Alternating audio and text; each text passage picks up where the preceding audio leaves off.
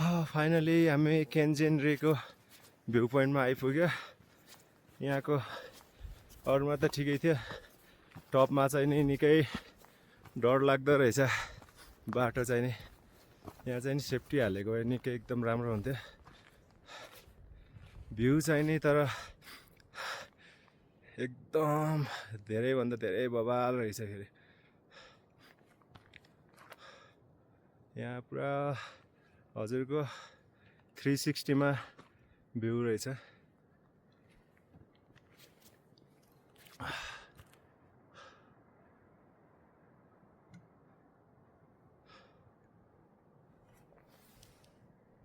केन्जेनरी 4700 metre.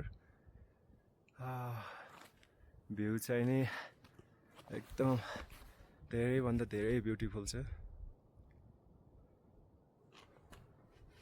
हामी चाहिँ नि धेरै लक्की भयौँ, मनसुनको टाइममा पनि यति ग्रिनरी प्लस यस्तो माउन्टेनको भ्यू देख्न चाहिँ नि धन्य मौसम पनि खुलेछ। नै त हामी चाहिँ लक्की नै भनौँ।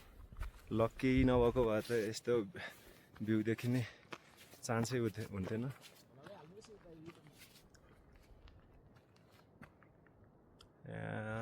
पुरा एप्लान्स प्रोन एरिया रहेछ। अब यहाँको यति ठुलो बरफको त्यो एप्लान्स निस्किँदो रहेछ, त्यही भएर खोलाहरू पनि निकै तलैदेखि ठुलै छ।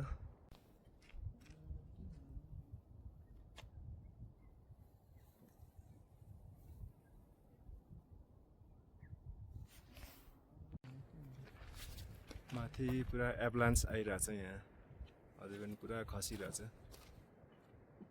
आवाज पुरा आइरहेछ खसेको। मौसम अलि डेन्जर हुँदैछ। हामी छिटोभन्दा छिटो निस्किनुपर्छ अब।